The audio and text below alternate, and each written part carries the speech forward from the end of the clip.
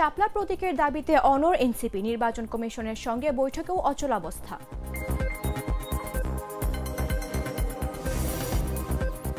বাজারে বেড়েছে মাছ, মুরগি আর সবজির দাম। পণ্য সরবরাহে টানা বৃষ্টিকেই দায়ী করলেন বিক্রেতারা।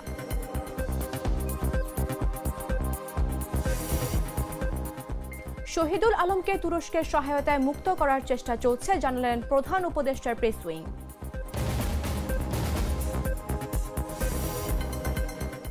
বেলজিয়ামের প্রধানমন্ত্রীর উপর ড্রোন দিয়ে বোমা হামলার অভিযোগে গ্রেফতার ৩।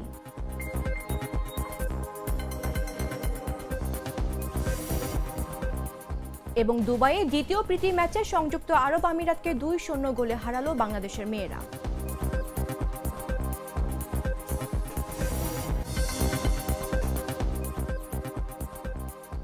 আমন্ত্রণ দুপুর ৩টা নিউজে। আপনাদের সাথে রয়েছে আমি মামদুহা রাইসা।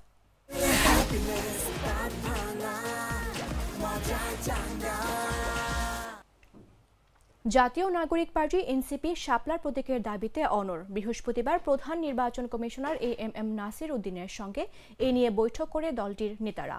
২.৫ ঘণ্টার আলোচনায় কোনো সমাধান না হওয়ায় এনসিপির অভিযোগ করেছে শাপলা বরাদ্দে অসৎ উদ্দেশ্য পোষণ করছে কমিশন, আর তাই নির্বাচনী প্রতীক নিয়ে বিতর্ক আরও তীব্র হতে পারে। রাগিব হাসানের পাঠানো তথ্যচিত্রের বিস্তারিত ডেস্ক রিপোর্টে। শাপলা প্রতীক ছাড়া নিবন্ধন নেবে না এই অবস্থানে অনড় রয়েছে জাতীয় নাগরিক পার্টি এনসিপি। বৃহস্পতিবার বিকেলে রাজধানীর আগারগাঁওয়ে প্রধান নির্বাচন কমিশনার সিইসি এম নাসির উদ্দিনের সঙ্গে ২.৫ ঘণ্টা ব্যাপী বৈঠকেও কোনো সমাধান আসেনি। এনসিপি ৩ সদস্যের প্রতিনিধি দলের নেতৃত্ব দেন মুখ্য সমন্বয়ক নাসির উদ্দিন পাটোয়ারি। সঙ্গে ছিলেন যুগ্ম সদস্য সচিব জহিরুল ইসলাম মুসা ও যুগ্ম আহ্বায়ক খালেদ সাইফুল্লাহ। বৈঠকে ইসি সচিব আক্তার আহমেদও উপস্থিত ছিলেন। ত্রয়োদশ জাতীয় সংসদ নির্বাচন সামনে রেখে দুটি নতুন দলকে নিবন্ধনের সিদ্ধান্ত নিয়েছে ইসি, যার একটি এনসিপি। কিন্তু শাপলার প্রতীক ইসির বিধিতে না থাকায় তা বরাদ্দ দিতে অনিচ্ছা প্রকাশ করেছে কমিশন। ৩০ সেপ্টেম্বর এনসিপিকে প্রতীক বাছাইয়ের জন্য চিঠি দেওয়া হয়। ৭ অক্টোবরের মধ্যে বিকল্প প্রতীক জানানোর অনুরোধ জানানো হয়, কিন্তু দলটি সে অনুরোধ নাকচ করে শাপলা, সাদা শাপলা বা লাল শাপলা প্রতীক যুক্ত করার দাবি জানায়। বৈঠক শেষে নাসির উদ্দিন পাটোয়ারি সাংবাদিকদের বলেন, শাপলা ছাড়া এনসিপি নিবন্ধন হবে না। ইসি কোনো যুক্তি দিতে না পারার পেছনে অন্য কোনো প্রভাব বা ষড়যন্ত্র কাজ করছে বলেও জানান তিনি। আমরা এখন প্রতীক প্রশ্নে নেই। আমরা মনে করছি যে প্রতীক প্রশ্নে তারা অন্য কোনো কিছু প্রভাব বা শক্তি তাদের উপর বিরাজ করছে, অথবা প্রতীক প্রশ্নকে রেখে অন্য কোনো নির্বাচন কেন্দ্রিক তারা নতুন কোনো ষড়যন্ত্র করছে। এনসিপি অভিযোগ করেছে শাপলা প্রতীক না দেওয়ার বিষয়ে কমিশনের অসৎ উদ্দেশ্য রয়েছে। তবে এই প্রতিষ্ঠান যদি প্রতিষ্ঠান মাফিক না চলে, ফেয়ার জাস্টিস যদি না হয়, তার নথি যদি হারিয়ে যায়, যদি নথি টাকার বিনিময়ে চলে যায়, এজেন্সির বিনিময়ে চলে যায়, সেই প্রতিষ্ঠান রক্ষা করা আমাদের দায়িত্ব, এবং এই রক্ষা করতে যদি আমাদের মৃত্যু হয়, সেই মৃত্যু আমরা হাসিমুখে বরণ করতে প্রস্তুত। তারা প্রশ্ন তুলেছে, নিবন্ধন পাওয়া বাংলাদেশ জাতীয় লীগের কোনো কার্যক্রম, অফিস বা গঠনতন্ত্র না থাকলেও দলটিকে তালিকায় রাখা হয়েছে কেন? একই সঙ্গে এনসিপি প্রস্তাব দিয়েছে নির্বাচনের দিন পর্যন্ত যাদের বয়স 18 হবে তাদের ভোটার তালিকায় অন্তর্ভুক্ত করা উচিত। নির্বাচন কমিশনের সঙ্গে বৈঠক শেষে পরিস্থিতি আরো উত্তপ্ত হয়ে উঠেছে। শাপলার দাবিতে এখন যেন রাজনৈতিক প্রতীক থেকে জন্ম নিচ্ছে নতুন এক প্রতিরোধের প্রতীক। নাফিস আব্দুল্লাহ, জাগো নিউজ। এই বিষয়ে আলোচনার জন্য আমাদের সঙ্গে স্টুডিওতে উপস্থিত আছেন জাগো নিউজের রিপোর্টার রাকিব হাসান। রাকিব, স্বাগত আপনাকে। আপনাকে অসংখ্য ধন্যবাদ। রাকিব, রিপোর্টে যেমনটি দেখছিলাম, এর উপর ভিত্তি করে যদি আপনার কাছে একটু জানতে চাই যে এনসিপি কিন্তু শাপলার প্রতীকের দাবিতে অনড়, তো এটা কি আসলে রাজনৈতিক মর্যাদা নিশ্চিতের কোনো লড়াই বা নাকি নির্বাচন কমিশনের উপর চাপ প্রয়োগের কোনো কৌশল বলে মনে হয়? আপনাকে অসংখ্য ধন্যবাদ। আসলে আমি একটু যদি আপনাদেরকে জানাই যে গত 30 সেপ্টেম্বর এনসিপিকে প্রতীক বরাদ্দের জন্য তাদেরকে বিভিন্ন বেশ কয়েকটা, আপনি জানেন যে থালা, বাটি, কাপ, পিরিচ সহ বেশ কিছু প্রতীক তাদেরকে বাছাই করার জন্য বলা হয়েছিল, সুযোগ দেওয়া হয়েছিল, এবং সেখানে যেটি হয়েছে তারা সেই প্রতীকগুলো কিন্তু প্রত্যাখ্যান করেছেন। এবং গতকালকে আমরা যেটি দেখলাম যে এনসিপির মুখ্য সমন্বয়ক যিনি রয়েছেন নাসির উদ্দিন পাটোয়ারি, তিনি নির্বাচন কমিশনে যান এবং বিকেল নাগাদ যান, এবং প্রায় ২.৫ ঘণ্টারও বেশি সময় ধরে তারা কিন্তু প্রধান নির্বাচন কমিশনের সঙ্গে বৈঠক করেন। এবং সেখানে বৈঠক শেষে যখন সাংবাদিকদের সঙ্গে কথা বলছিলেন, তখন তারা যেটি বলছেন যে নিবন্ধন এনসিপি শুরু থেকেই যেহেতু তারা শাপলা প্রতীক তারা চেয়ে এসেছিল, এবং তারা বলছেন যে শাপলা প্রতীক নিয়ে যে বিতর্ক নানা মহলে, বিভিন্ন রাজনৈতিক মহলে চলছে যে জাতীয় প্রতীক হিসেবে, তো তারা যেটা বলছেন যে জাতীয় প্রতীক সোনালী আঁশ এবং তারকা এবং শাপলা সব মিলিয়ে কিন্তু আসলে একটা জাতীয় প্রতীক।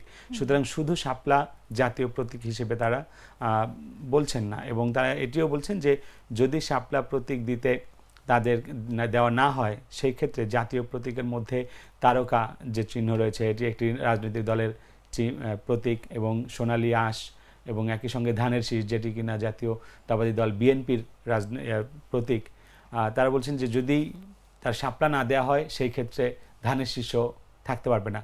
তো আসলে সব মিলিয়ে এখন যদি আমরা বলি যে এটি তাদের একটু প্রেস্টিজিয়াস ইস্যুও বটে, যেহেতু তারা প্রথম থেকে চেয়ে আসছে এবং তারা গণ অভ্যুত্থানের একটা শক্তি, সুতরাং তাদের চাওয়া পাওয়ার উপরে সরকার এক ধরনের প্রায়োরিটি দিবে বা তাদের চাওয়া পাওয়াকে এক ধরনের সম্মান জানাবে, এটি তারা চাইছেন।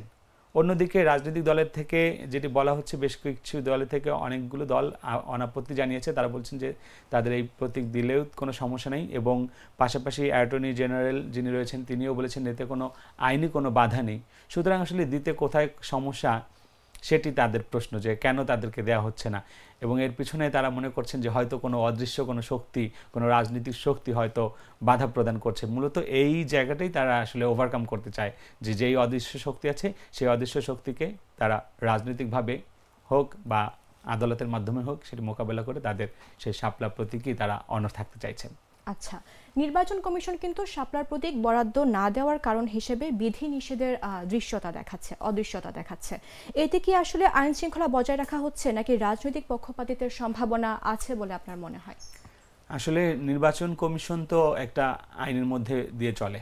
তাদের আপনারা জানেন যে শাপলা প্রতীক অতীতে কখনোই ছিল না, এবং এর আগেও কিন্তু নির্বাচন কমিশনের পক্ষ থেকে বারবার বলা হয়েছে যে এর আগে একটি রাজনৈতিক দল শাপলা প্রতীকের জন্য আবেদন দিয়েছিল দুবার, মাহমুদুর রহমান মান্নার যে নাগরিক ঐক্য থেকে। সুতরাং তাদের কথা হচ্ছে যে আমরা এর আগে যেহেতু আমরা এটা নাই, এবং এটা যেহেতু আরপিওতে নাই, এবং নির্বাচন কমিশনের যে তালিকাভুক্ত যে প্রতীকগুলো রয়েছে সেই প্রতীকগুলোর মধ্যে কিন্তু শাপলা প্রতীক নাই। সুতরাং এই শাপলা প্রতীক দিতে গেলে নির্বাচন কমিশনের পক্ষ থেকে যদি দিতে হয়, সেই ক্ষেত্রে কিন্তু নির্বাচন কমিশনের যে আরপিও আছে সেটি কিন্তু সংশোধন করতে হবে, এবং সেখানে প্রতীক সংযুক্ত করতে হবে, এবং নতুন করে আবার গেজেট প্রকাশ করতে হবে, তারপর কিন্তু প্রতীক দিতে হবে। কিন্তু হাতে আসলে খুব সময় নাই এখন। শেষ পর্যন্ত হয়তো এটি নির্বাচন কমিশনের পক্ষ থেকে কতটুকু সম্ভব, সে বাস্তবিকভাবে কতটুকু সম্ভব সেটি আসলে বলা বাহুল্য। তবে তারা বলছেন যে এটি আইনিভাবে হলেও, আদালতের মাধ্যমে হলেও জাতীয় নাগরিক পার্টি থেকে বলা হচ্ছে যে তারা এই প্রতীকটাই নেবেন। এখন সেই ক্ষেত্রে যদি আদালত তাদেরকে আদেশ দেয়, সেক্ষেত্রে নির্বাচন কমিশনের হয়তো কোনো বাধা থাকবে না এই প্রতীক দেওয়ার জন্য। আচ্ছা, শাপলার প্রতীক বিতর্ক নির্বাচনী প্রক্রিয়ায় সাধারণ ভোটারদের আস্থা আসলে কতটা প্রভাবিত করতে পারে বলে আপনার মনে হয়? এছাড়া পাশাপাশি যদি আরেকটু জানতে চাই যে প্রতীক বিতর্ক ভবিষ্যতে নির্বাচনে রাজনৈতিক উত্তেজনা বাড়াতে পারে কিনা? প্রতীক বিতর্কে রাজনৈতিক উত্তেজনা কিন্তু ইতিমধ্যে আমরা দেখেছি, যে পাল্টাপাল্টি অনেক কথাই কিন্তু আমরা শুনেছি প্রতীক বরাদ্দ নিয়ে। বিশেষ করে প্রথম দিকে কিন্তু এই প্রতীক নিয়ে অনেক অন্য রাজনৈতিক দলগুলো বিভিন্ন বক্তব্য দিয়েছে যে এটি জাতীয় প্রতীক, কিংবা এটি হচ্ছে আমাদের বাংলাদেশ সরকারের একটা সিম্বল। সুতরাং এই প্রতীক তাদেরকে দেওয়ার বিষয়ে বেশ কয়েকটি রাজনৈতিক দল প্রথম দিকে আপত্তি জানালেও আমরা এখন দেখছি যে সেটি কিছুটা শিথিল হয়েছে। এখন অনেকেই তাদের সুর নরম হয়েছে, হয়তো তারা চাচ্ছেন যে ঠিক আছে এই প্রতীক ইস্যুতে আর বিতর্ক না হোক। তবে অন্যদিকে যদি আমি বলি যে রাজনৈতিকভাবে যদি সাধারণ মানুষের মধ্যে, আপনি জানেন যে বাংলাদেশ আওয়ামী লীগের কথা যদি বলি, তার একটা কিন্তু নৌকার প্রতি কিন্তু মানুষের এক ধরনের সিম্প্যাথি বা ভালোবাসা ওই দলের প্রতি কিন্তু আছে, এবং ওই দল এবং তার প্রতীকের প্রতি। ঠিক তেমনিভাবে জাতীয়তাবাদী দল বিএনপি, তার যে প্রতীক ধানের শীষ, এটি কিন্তু এক ধরনের তাদের আবেগের জায়গা। এটি কিন্তু আপনি পরিবর্তন করলেই কিন্তু সহজে সম্ভব না পরিবর্তন করতে চাইলে। একদম যারা একদম গ্রাম পর্যায়ে যারা একদম মানুষ রয়েছেন, একদম সাধারণ খেটে খাওয়া মানুষ, তাদের কিন্তু এই ধানের শীষের প্রতি একটা আবেগ রয়েছে। ঠিক তেমনি আমি যদি বলি জাতীয় পার্টির লাঙ্গল প্রতীকের পক্ষেও কিন্তু এক ধরনের মানুষের আবেগ রয়েছে। সুতরাং যেহেতু এনসিপি একটি নতুন দল এবং তারা তাদের স্ট্র্যাটেজির জায়গা থেকে হয়তো তারা এমন কিছু ভাবনা তাদের রয়েছে যে শাপলা গণমানুষের প্রতীক হিসেবে তারা প্রতিষ্ঠিত করতে চায় এবং এটিকে হয়তো তারা মনে করছেন যে এটি সবার কাছে গ্রহণযোগ্য হতে পারে এবং যেটি কিনা হয়তো ভোটের মাঠেও তাদেরকে কিছুটা হয়তো এগিয়ে রাখবে বলে তারা মনে করছেন বলে আমি ধারণা করছি এবং হয়তো এই জায়গা থেকেই তারা তাদের প্রেস্টিজ এবং তাদের এই যে মানুষের মধ্যে সহজে কাছাকাছি নিয়ে যাওয়া প্রতীক দিয়ে হয়তো এই ধারণাগুলো থেকে হয়তো তারা আসলে এখন পর্যন্ত অনড় রয়েছে এবং আশা করি সব কিছু ছাপিয়ে একটা সুষ্ঠু সমাধান এ মাসের মধ্যেই আমরা হয়তো দেখতে পাবো। আচ্ছা, অনেক ধন্যবাদ আপনাকে আমাদের সঙ্গে আলোচনায় যুক্ত থাকার জন্য। আপনাকেও ধন্যবাদ। দর্শক, কথা বলছিলাম জাগো নিউজের রিপোর্টার রাকিব হাসানের সঙ্গে। এবার যাচ্ছে অন্যান্য সংবাদে। দেশের সরকারি কলেজ ও শিক্ষক প্রশিক্ষণ ইনস্টিটিউটগুলোতে শিক্ষক সংকট নিরসনে ৪৯তম বিশেষ বিসিএস পরীক্ষার আয়োজন করেছে সরকারি কর্ম কমিশন পিএসসি। এই বিসিএস লিখিত পরীক্ষা এমসিকিউ টাইপ অনুষ্ঠিত হলো আজ শুক্রবার সকাল 10টা থেকে দুপুর 12টা পর্যন্ত এই পরীক্ষা নেওয়া হয়। পরীক্ষার কেন্দ্রগুলো ঢাকায় অবস্থিত। এদিকে ৪৯তম বিশেষ বিসিএসে অংশ নিতে আবেদন করেছেন ৩,১২,০০০ চাকরি প্রার্থী। আর এই বিসিএসে নিয়োগ দেওয়া হবে ৬৮৩ জন শিক্ষা ক্যাডার কর্মকর্তা। সেই হিসেবে প্রতিটি ক্যাডার পদের বিপরীতে লড়বেন প্রায় ৪৫৬ জন চাকরি প্রার্থী। বিশেষ বিসিএসের সাধারণ বিসিএসগুলোর মতো প্রথমে প্রিলিমিনারি পরীক্ষা নেওয়া হয় না, সরাসরি লিখিত পরীক্ষা অনুষ্ঠিত হয়। তবে সেটি এমসিকিউ টাইপের প্রশ্নপত্রে ২০০ নম্বরের লিখিত পরীক্ষা নেওয়া হয়। লিখিত পরীক্ষায় উত্তীর্ণদের নেওয়া হয় ১০০ নম্বরের মৌখিক পরীক্ষা। গেল ২১ জুলাই ৪৯তম বিশেষ বিসিএস এর বিজ্ঞপ্তি প্রকাশ করে পিএসসি।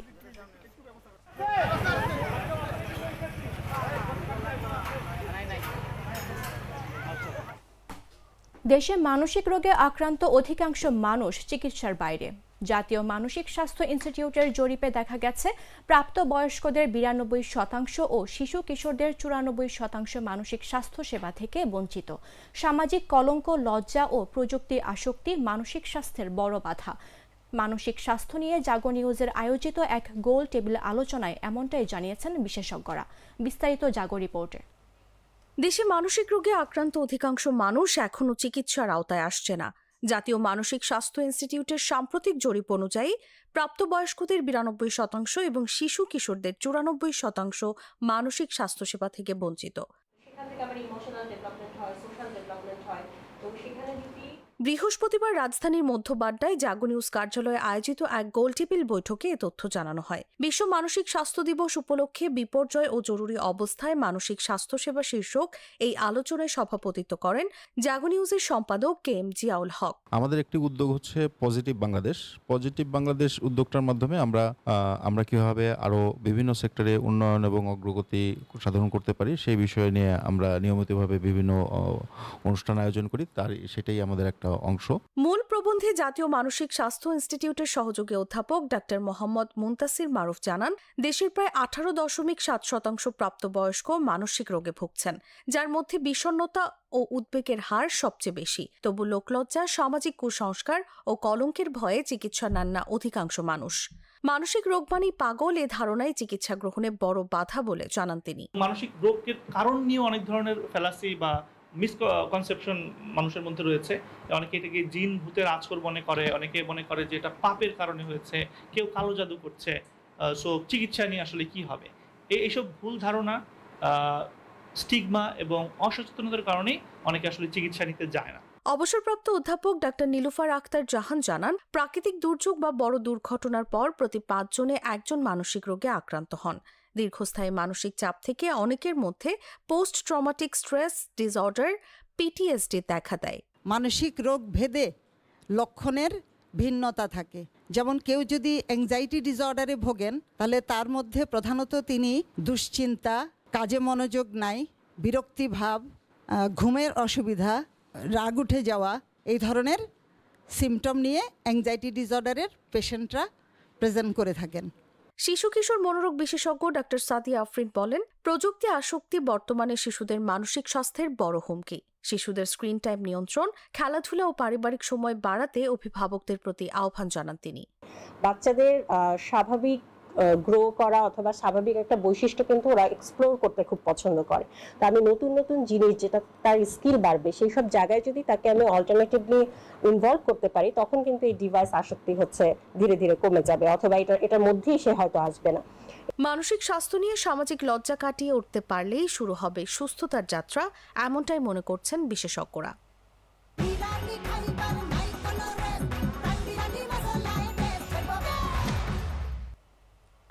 বাজারে আবারও বেড়েছে মাছ, মুরগি আর সবজির দাম। ব্যবসায়ীদের অভিযোগ, টানা বৃষ্টিতে পণ্য সরবরাহে ব্যাঘাত ঘটায় বাজারে স্বাভাবিকতা ফিরছে না। শুক্রবার রাজধানীর বিভিন্ন বাজার ঘুরে দেখা গেছে ব্রয়লার মুরগি বিক্রি হচ্ছে কেজি প্রতি 180 থেকে 190 টাকায়, রুই ও কাতলা মাছ 30 থেকে 40 টাকা বেড়ে বিক্রি হচ্ছে 350 টাকায়, আর বেশিরভাগ সবজিতেই বেড়েছে কেজি প্রতি 10 থেকে 20 টাকা। ক্রেতারা বলছেন প্রায় প্রতিদিনই বাড়ছে নিত্যপণ্যের দাম, এতে চাপ বাড়ছে মধ্যবিত্তের ঘাড়ে।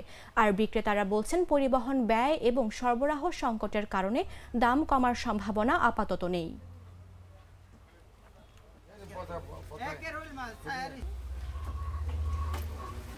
বাজার তো বাড়তে আছে, দাম কমতেছে না তো, শুক্রবার আর বেশি দাম হয়। লাল লেয়ার হচ্ছে আপনার 300 টাকা কেজি, আর পাকিস্তানি কক হচ্ছে 300, সাদা লেয়ারটা হচ্ছে 270, ব্রয়লার বেচতেছে 175-80 টাকা। 500 টাকা কেজি, পাবদা 320 টাকা কেজি, ট্যাংরা 500 টাকা কেজি, বাগদা চিংড়ি 800 টাকা কেজি, গোড়া চিংড়ি 700 টাকা কেজি, এটা 750 টাকা কেজি। পেঁয়াজ বিভিন্ন দাম আছে, 70, 75, 80, আর আপনার রসুন আছে 80 টাকা, 100 টাকা, 140 টাকা, আর আদা হচ্ছে 160 টাকা। সপ্তাহে ব্রয়লার ছিল 160 টাকা, এই সপ্তাহে 175 টাকা হয়তো, কারণ দেখা গেছে ফার্মে মুরগি কম বা শীত সামনে, তেমন একটা বাড়তেও না তেমন একটা কমও না, মাঝামাঝি। শীত যখন হবে, ভরপুর শীত আসবে, সবকিছু শুকায় যাবে আস্তে আস্তে, তারপরে মনে করেন মাছ ধরা পড়বো, মাছের দাম কম হবে, কারণ পানি থাকবে না, তখন মাছের দাম কমবে। পানির জন্য মাছ ধরতে পারে না, বা মাছ বড় করতেছে মানুষের। যখন পানি থাকবে না তখন তো মাছ রাখার কোনো সিস্টেম নেই। ইসরায়েলি বাহিনীর হাতে অপহৃত হওয়ার কথা জানিয়েছিলেন বাংলাদেশি আলোকচিত্রী ও লেখক শহীদুল আলম। ইসরায়েলের কারাগারে আটক থাকা এই মানবাধিকার কর্মীকে তুরস্কের সহায়তায় মুক্ত করার চেষ্টা চলছে।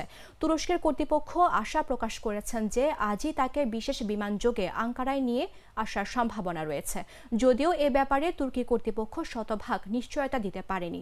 আঙ্কারায় নিযুক্ত বাংলাদেশের রাষ্ট্রদূত আমানুল হক বৃহস্পতিবার রাতে এ তথ্য জানান।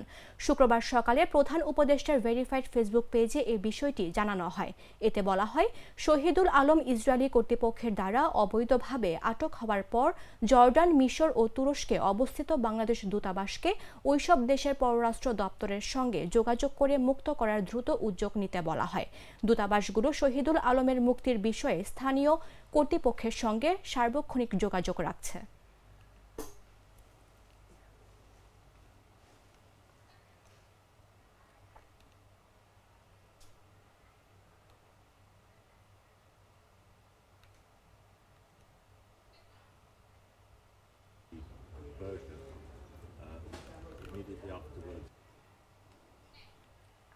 বাংলাদেশের বিদ্যমান সকল ধর্মের অবমাননা রোধে সুস্পষ্ট আইন প্রণয়নের দাবিতে সংবাদ সম্মেলন করেছেন বাংলাদেশ জাতীয় হিন্দু যুব মহাজোট। শুক্রবার সকালে বাংলাদেশ ক্রাইম রিপোর্টার্স অ্যাসোসিয়েশনে এ সংবাদ সম্মেলন অনুষ্ঠিত হয়। এ সময় সকল ধর্মের অবমাননার বিচারের ক্ষেত্রে আইনের সামনে সমান প্রয়োগ নিশ্চিত করার দাবি জানানো হয়। হিন্দু যুব মহাজোটের সভাপতি প্রদীপ কান্তি দে সভাপতিতে লিখিত বক্তব্য পাঠ করেন হিন্দু যুব মহাজোটের সাধারণ সম্পাদক রাজেশ নাহা। উপাস্য নিয়ে কুৎসা বা কটূক্তি করা হলে আইনগতভাবে শাস্তির মুখোমুখি করতে হবে। কোনো ধর্মের ধর্মীয় বক্তাগণ অন্য ধর্মকে কটূক্তি করতে পারবে না। সেই সঙ্গে খেয়াল রাখতে হবে আন্তঃধর্মীয় সুস্থ আলোচনার পথ যেন রুদ্ধ না হয় এবং সকল ধর্মের ক্ষেত্রে যেন সকল সমানভাবে সুবিচার পেতে পারে। সামাজিক যোগাযোগ মাধ্যম ব্যবহার করে হিন্দু সম্প্রদায়ের উপর ঘটে যাওয়া বিভিন্ন সাম্প্রদায়িক হামলার ব্যাপারে আপনারা সকলে অবগত আছেন। ফেসবুকে গুজব রটিয়ে রামুতে সাম্প্রদায়িক হামলার মাধ্যমে মূলত সামাজিক যোগাযোগ মাধ্যম ব্যবহার করে প্রথম বড়সড় সাম্প্রদায়িক হামলার সূচনা করা হয়। প্রথম কোনো হিন্দু যুবকের বিরুদ্ধে কথিত ধর্ম অবমাননার গুজব তৈরি করা হয়েছে। এরপর মত তৈরি করে সুসংগঠিতভাবে স্থানীয় হিন্দু সম্প্রদায়ের উপর আক্রমণ করা হয়েছে, বাড়ি লুটপাট ভাঙচুর করা হয়েছে, মন্দিরে হামলা ও প্রতিমা ভাঙচুর করা হয়েছে। দেখা যাচ্ছে অনলাইনে একটি কটূক্তি সূত্রে অফলাইনে মন্দির ও প্রতিমা ভাঙচুর করে হিন্দুদের উপরে সাম্প্রদায়িক হামলা চূড়ান্ত কোনো বিচারে আগ্রহ দেখানো যায়নি। ঘটনা প্রায় সকল ক্ষেত্রে দেখা গেছে যে অভিযুক্ত হিন্দু ব্যক্তি নির্দোষ। তার মানে সাম্প্রদায়িক হামলার প্লট রচনার জন্যই এই ধর্ম অবমাননার কাহিনী সাজানো হয়। কিন্তু সড়ক দুর্ঘটনায় মারা গেছেন রাজশাহী বিশ্ববিদ্যালয়ের মার্কেটিং বিভাগের শিক্ষক অধ্যাপক শিব শঙ্কর রায়। এ সময় আহত হয়েছেন দর্শন বিভাগের শিক্ষক প্রফেসর আসাদুজ্জামান বাদশা। শুক্রবার সকাল 5:30টার দিকে রাজশাহী মহানগরীর পবা থানাধীন নওহাটা জুট মিলের সামনে এ ঘটনা ঘটে। পুলিশ জানায় সকালে রাজশাহীর পবা উপজেলার নওহাটা এলাকায় নওগাঁ রাজশাহী মহাসড়কের আনসার ক্যাম্পের পাশে একটি মোটরসাইকেলকে ধাক্কা দিয়ে পালিয়ে যায় কোনো এক যানবাহন, তবে তা দেখা যায়নি। পরে স্থানীয় আহতদের উদ্ধার করে তাদেরকে রাজশাহী মেডিকেলে পাঠানো হয়। রাজশাহী মেডিকেলে নেবার পর জানা যায় আহত দুজন রাজশাহী বিশ্ববিদ্যালয়ের মার্কেটিং বিভাগের অধ্যাপক শ্রী শিব শঙ্কর রায় এবং দর্শন বিভাগের অধ্যাপক মোহাম্মদ আসাদুজ্জামান। এদের মধ্যে শিব শঙ্কর রায় রাজশাহী মেডিকেলে নেয়ার পথে মারা যান। অন্যজন আসাদুজ্জামান হাত ও পায়ে গুরুতর জখম নিয়ে হাসপাতালটির আইসিইউতে ভর্তি করানো হয়েছে।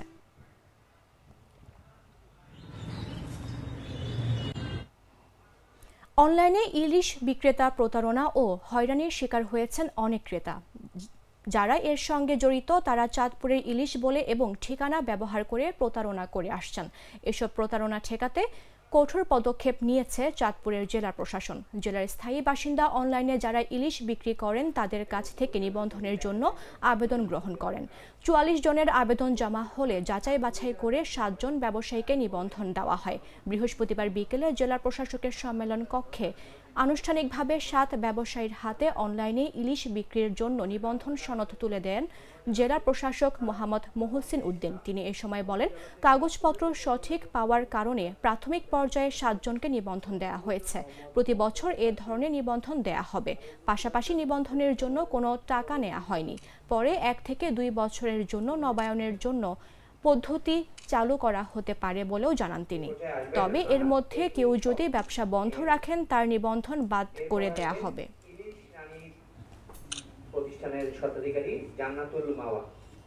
আমি তো মশলা বদলে ফেলেছি, এবার আপনিও বদলে ফেলুন। একবার প্রাণ গুঁড়া মশলা ব্যবহার করেই দেখুন। জানাবো আন্তর্জাতিক সংবাদ।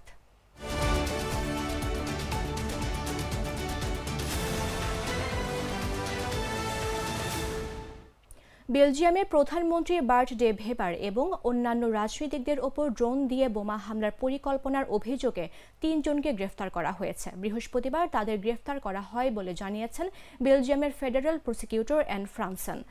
আল জাজিরার প্রতিবেদনে বলা হয়, সন্দেহভাজনদের বিরুদ্ধে সন্ত্রাসী হত্যাচেষ্টা ও সন্ত্রাসী সংগঠনের কর্মকাণ্ডে অংশগ্রহণের অভিযোগে তদন্ত চলছে। তবে 3 জনের মধ্যে 1 জনকে ছেড়ে দেয়া হয়েছে। বাকি 2 জনকে শুক্রবার আদালতে তোলা হবে। বেলজিয়ামের ফেডারেল প্রসিকিউটর ফ্রান্সেন বলেন, অভিযুক্তরা জিহাদি মতাদর্শে অনুপ্রাণিত হয়ে রাজনীতিকদের লক্ষ্য করে সন্ত্রাসী হামলার পরিকল্পনা করেছিল। পাশাপাশি তারা এমন একটি ড্রোন তৈরি করার পরিকল্পনা করেছিল যা বিস্ফোরক বহনের সক্ষমতা থাকবে। তবে নিরাপত্তা বিবেচনায় ওই অভিযুক্তদের নাম পরিচয় জানানো হয়নি।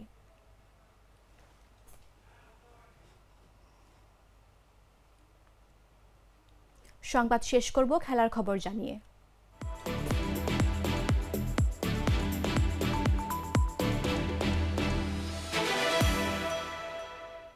এশিয়ান কাপ বাছাইয়ে মাঠে নামার আগে বাংলাদেশের মেয়েরা দ্বিতীয় প্রস্তুতি ম্যাচেও সহজ জয় পেয়েছে। বৃহস্পতিবার রাতে দুবাইয়ে অনুষ্ঠিত দ্বিতীয় প্রীতি ম্যাচে বাংলাদেশ অনূর্ধ্ব 17 নারী ফুটবল দল সহজেই হারায় স্বাগতিক সংযুক্ত আরব আমিরাতকে। প্রথমার্ধে 2টি ও দ্বিতীয় 1টি গোল করে সাইফুল বারী টিটুর দল জিতেছে 3-0 ব্যবধানে। বাংলাদেশ প্রথম প্রীতি ম্যাচে সিরিয়াকে হারিয়েছিল 2-0 গোলে। সংযুক্ত আরব আমিরাতের বিপক্ষে বাংলাদেশের জোড়া গোল করেছিলেন সুরভি আকন্দ প্রীতি। অন্য গোলটি ছিল আলপি আক্তারের। সিরিয়ার বিপক্ষে 2টি গোলই করেছিলেন আলপি। এএফসি নারী অনূর্ধ্ব 17 এশিয়ান কাপের বাছাই পর্ব খেলতে বাংলাদেশ শুক্রবার আরব আমিরাত থেকে জর্ডান যাবে। বাছাই পর্বে বাংলাদেশ 2টি ম্যাচ খেলবে চাইনিজ তাইপে ও স্বাগতিক জর্ডানের বিপক্ষে। গ্রুপ চ্যাম্পিয়ন দল আগামী বছর চীনে অনুষ্ঠিতব্য অনূর্ধ্ব 17 এশিয়ান কাপে খেলার সুযোগ পাবে।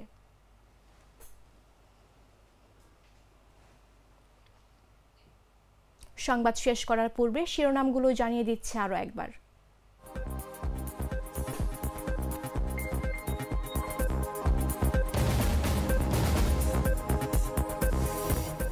শাপলার প্রতীকের দাবিতে অনড় এনসিপি, নির্বাচন কমিশনের সঙ্গে বৈঠকেও অচলাবস্থা।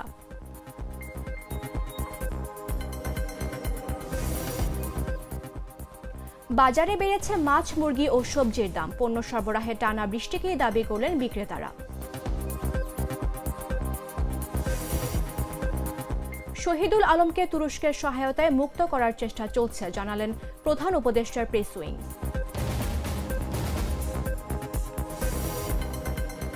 বেলজিয়ামের প্রধানমন্ত্রীর ওপর ড্রোন দিয়ে বোমা হামলার অভিযোগে গ্রেফতার ৩।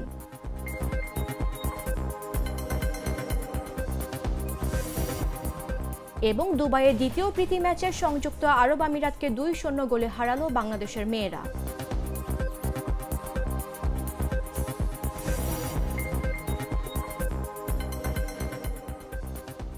দর্শক, এই ছিল এখনকার মতো। প্রতি মুহূর্তে সর্বশেষ খবর জানতে ভিজিট করুন jagonews24.com।